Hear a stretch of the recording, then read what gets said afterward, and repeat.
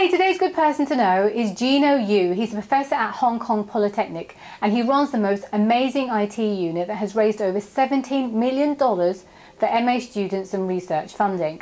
His talk is on entrepreneurs, innovation and self-discovery, and Gino says entrepreneurs live and work by themselves because they don't have a support network in place, and that's why a lot of people feel depressed, lonely and even lost. This video is really deep and meaningful, and it's about why entrepreneurs feel the way that they do.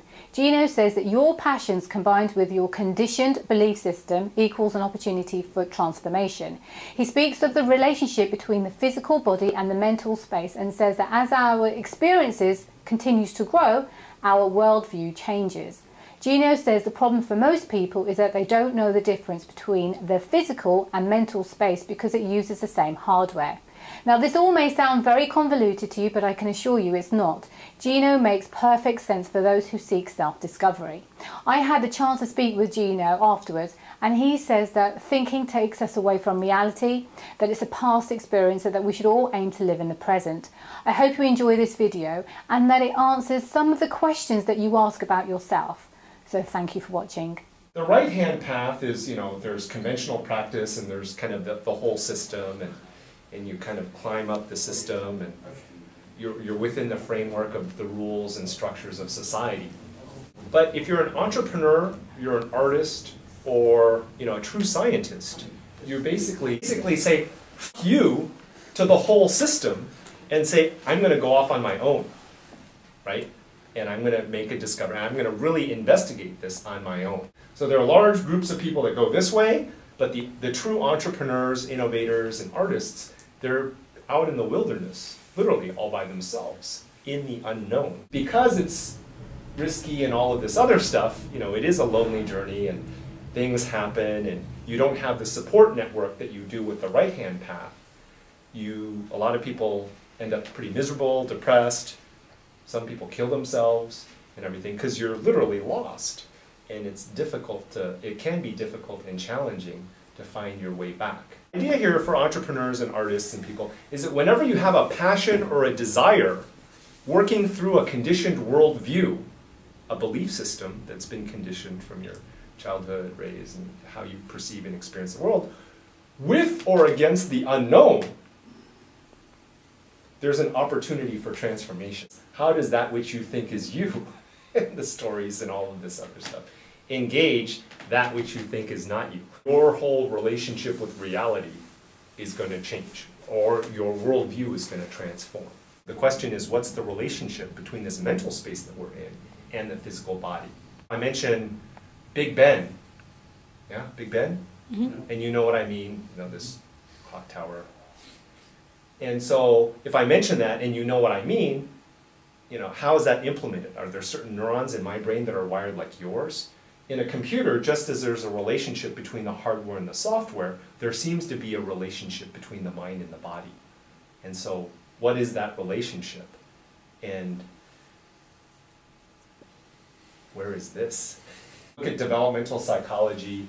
We're kind of born with instincts. We kind of develop the emotions and then the beliefs that we have. And so if you look at developmental psychology, it's our personal experiences, influences by our parents, family and friends, society, and the media all bake in this worldview that we live from. If you look at from an evolutionary psychology, it kind of mirrors the development, from growing up is similar to the development from evolutionary-wise. If you look at certain animals, they just have a brain stem, some have a limbic system, and then this whole cortex.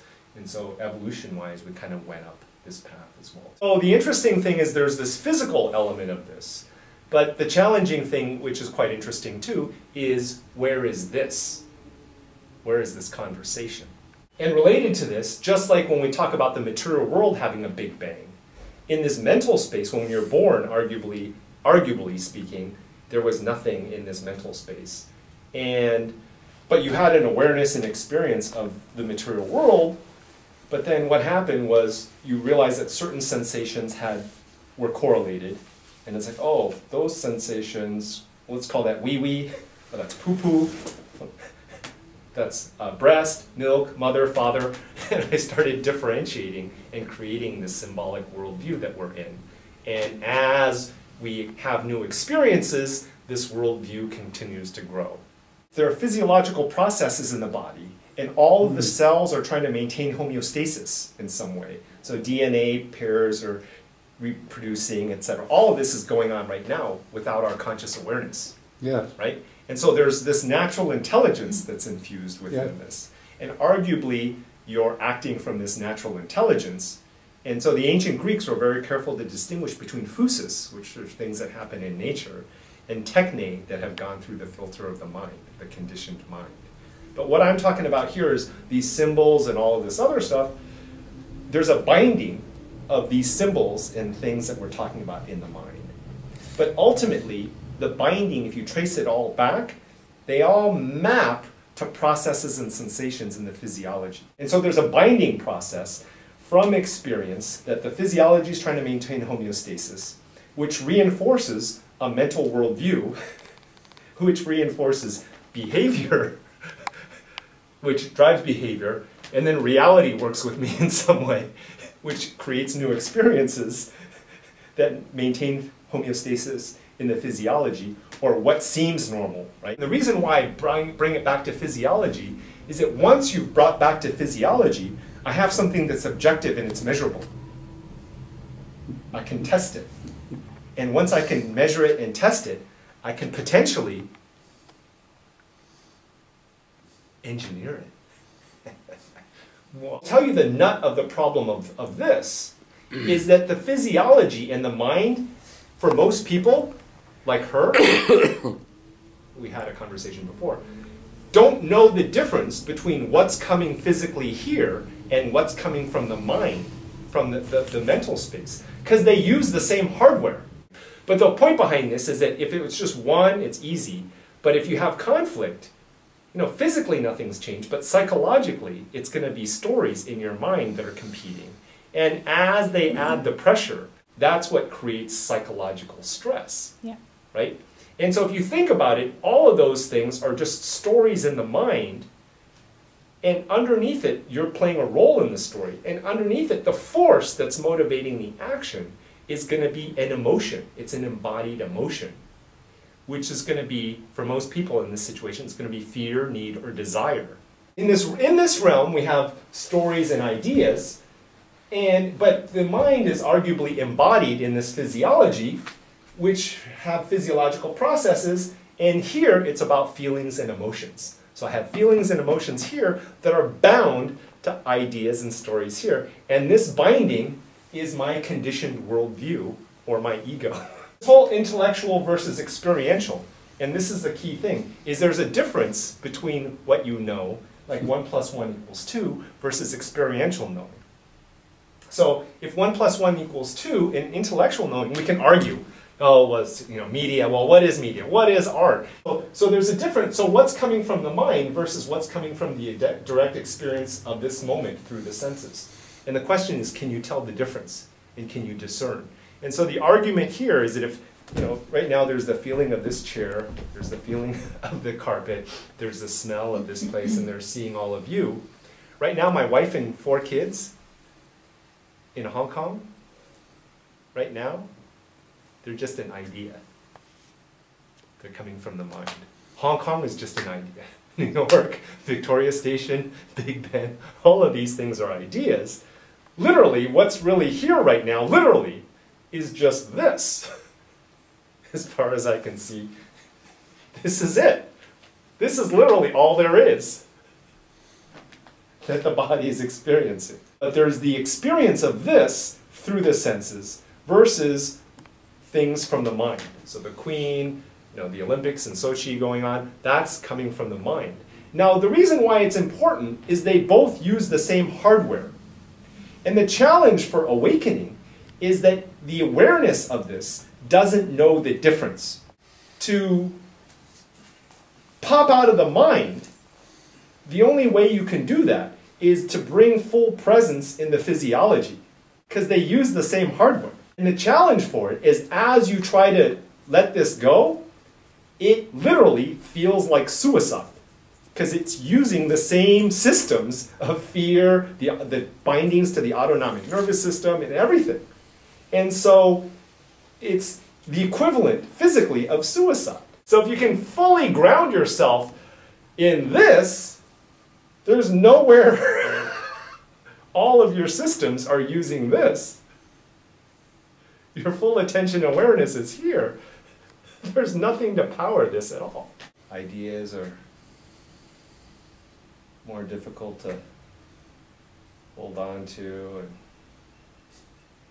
just changes in the environment. Gross changes can be happening and I'm not aware. Yeah? And so it's just energy in the physiology. So what changes the mood then? Huh? Why well, would you... it's the way that your mind frames the experience of the moment. Nothing's really changed. It's just my framing of the experience that has changed. And so the key shift is, can I move from, and for most people, the stories are just there to regulate energy. And the issue with it is that energy, if you look at it from an evolutionary psychology perspective, it's about energy. You know, we eat meat and all this other stuff. And if you think about people that close their eyes when they listen to music, they're just regulating energy. And when you have a conversation and you really get into it, your focus seems to narrow and you lose track of what's around you because you're just taking all the energy you can muster in your physiology and you're applying it to one thing. You're in this mental space and you're just charging it all up, and physiologically you're not able to generate energy for this. And for most people, it's a charge-discharge cycle. You know, I'll do this and I'll work really hard, be really frustrated, and then I'll go back and go hiking or meditate or whatever, regain myself, and then I'll go back and work and then regain. And so it's a charge-discharge cycle. But ultimately, it's a move towards higher energy states. So you have a force where your consciousness wants to go to a higher energy state. That's why people jump out of airplanes, they try to push themselves beyond, etc.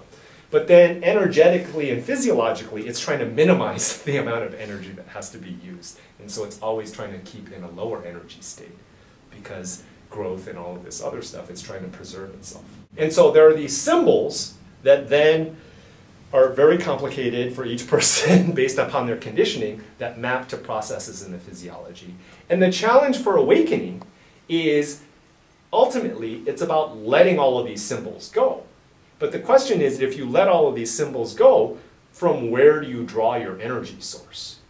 What's the energy that keeps you going?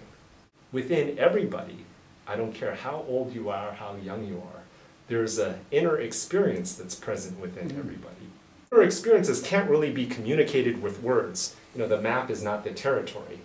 But the only way I can really communicate this experience with words, it's good to be alive.